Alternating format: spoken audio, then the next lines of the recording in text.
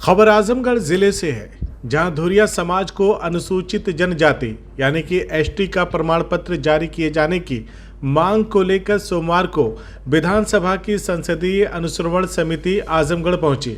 समिति ने इस संबंध में विभिन्न पक्षों से जानकारी हासिल की और समाज के प्रतिनिधियों के द्वारा प्रस्तुत किए गए दस्तावेजों एवं साक्ष्यों का परीक्षण किया। बता दें कि विधायक आशीष कुमार सिंह की अध्यक्षता में उत्तर प्रदेश विधानसभा की संसदीय अनुश्रवण सभा की उपसमिति, जिसमें सपा विधायक नफीस अहमद, विधायक अभय सिंह शामिल रहे। ये समिति अपने नियत समय पर पहुंची और धुरिया समाज के लोगों से साक्ष्य संकलित किया तथा विभिन्न बिंदुओं पर चर्चा भी की गई। दरअसल जनहित के इस मुद्दे को सपा विधायक नफीस अहमद ने सदन में उठाया था, जिसके बाद इस समिति ने आजमगढ़ जिले का दौरा किया। वहीं धुरिया समाज के लोगों का कहना है कि धुरिया समाज गौड़ समुदाय की उपजाति है और उन्हें भी अनुसूचित जनजाति का लाभ मिलना चाहिए, लेकिन वर्तमान में जिले के अधिकांश लोगों को एसटी प्रमाण पत्र जारी नहीं किया जा रहा।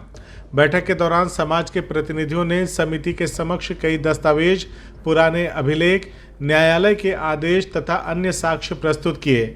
उनका कहना था कि धुरिया समाज आर्थिक, सामाजिक और शैक्षिक रूप से अत्यंत पिछड़ा हुआ है तथा लंबे समय से अपने अधिकारों के लिए संघर्ष कर रहा है। समिति के समक्ष यह भी मांग रखी गई कि धुरिया समाज का व्यापक सर्वे कराया जाए, जिससे उनकी वास्तविक स्थिति का आकलन हो सके। इस दौरान वक्ताओं ने जातीय जनगणना की आवश्यकता पर भी जोर दिया। उनका कहना था कि जातीय जनगणना होने से विभिन्न जातियों की वास्तविक संख्या और स्थिति स्पष्ट होगी तथा उसी आधार पर उनका संवैधानिक अधिकार और हिस्सेदारी भी मिल सकेगी। बैठक में जिला प्रशासन के वरिष्ठ अधिकारी मौजूद रहे। जिलाधिकारी, मुख्य राजस्व अधिकारी, तहसीलदार तथा विभिन्न तहसीलों के उप जिलाधिकारी ने समिति के समक्ष उपलब्ध अभिलेखों और तथ्यों को रखा। धुरिया समाज के कई प्रतिनिधि और सामाजिक कार्यकर्ता भी अपने दस्तावेजों के साथ उपस्थित रहे। समिति के सदस्यों ने बताया कि विधानसभा में नियम 301 के अंतर्गत यह प्रश्न उठाया गया था कि धुरिया समाज के लोगों को अनुसूचित जनजाति का प्रमाण पत्र जारी किया जाना चाहिए। इसी संदर्भ में समिति द्वारा मौके पर आकर साक्ष्य संकलित किए गए। बैठक के बाद समिति से जुड़े लोगों ने बताया कि यहां से जुटाए गए सभी साक्ष्य और दस्तावेज विधानसभा के अध्यक्ष एवं संसदीय अनुश्रवण समिति के अध्यक्ष के समक्ष प्रस्तुत किए जाएंगे। अंतिम निर्णय उच्च स्तर पर लिया जाएगा। हालांकि समिति ने यह भी स्पष्ट किया कि यदि कोई व्यक्ति ऐसे प्रमाण पत्र प्रस्तुत करता है जिससे उसकी जाति धुरिया दर्ज हो, जैसे पुराने शैक्षिक अभिलेख, टीसी, खतौनी या अन्य सरकारी दस्तावेज, तो नियमानुसार उसके प्रकरण पर विचार किया जा सकता है। फिलहाल धुरिया समाज की लंबे समय से चली आ रही मांग एक बार फिर से चर्चा में है और अब सभी की निगाहें विधानसभा स्तर पर होने वाले आगामी निर्णय पर टिकी हुई है।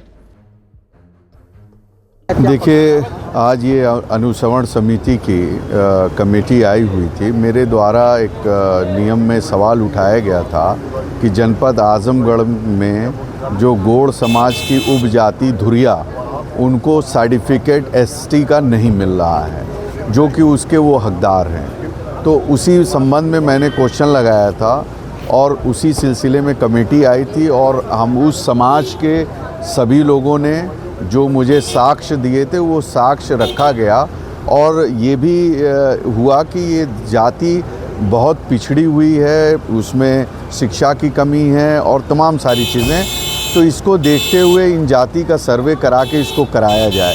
साथ ही साथ मैं कहना चाहूँगा, इन सारी चीज़ों का हल एक है, जो हमारे नेता पीडीए के जननायक आदरणीय अखिलेश यादव जी हमेशा कहते रहते हैं कि इसका एक ही हल है कि जातीय जनगणना कराया जाए और जब जातीय जनगणना हो जाएगी तो स्थिति एकदम साफ हो जाएगी जहाँ किस जाति के लोग हैं और उस आधार पे उनको उनका हिस्सा मिल जाएगा। लखनऊ से आई ये कमेटी और हम लोग उसमें हैं और जल्दी बात होगी। गौड़ समाज के नवीन गौड़ जी थे, उनको सर्टिफिकेट मिला था। उसके सर्टिफिकेट निरस्तीकरण कार्रवाई तो उस पर नफीस भाई जो विधायक जी, उसने 301 में क्वेश्चन लगाया था कि धुरिया समाज के लोगों को अनुसूचित जात का सर्टिफिकेट जारी होना चाहिए। उसी संदर्भ में यहाँ कमेटी आई थी। यहाँ के स्थानीय लोग भी थे, उस कमेटी में थे, डीएम साहब थे, सीआरओ साहब थे, तहसीलदार भी थे, सारे एसडीएम भी थे। उस पर विशेष रूप से गहन चर्चा हुई, सारे साक्ष्य प्रस्तुत हुए। अब उन सारे साक्ष्यों को लेकर के हम लोग जा रहे हैं, जिसपे वहाँ पर माननीय विधानसभा अध्यक्ष जी, जो संसदीय अनुश्रवण समिति के अध्यक्ष हैं, विधानसभा अध्यक्ष जी फैसला लेंगे कि क्या है। सर ये समाज जो काफ़ी सालों से जो है आंदोलन कर रहा है, आंदोलित है हाँ। प्रमाण पत्र को लेकर कि इनको भी अनुसूचित जाति में शामिल किया जाए। हाँ, हाँ। क्या निश्चित यहाँ पर क्या निर्णय लिया गया? अभी निर्णय तो ऊपर लिया जाएगा।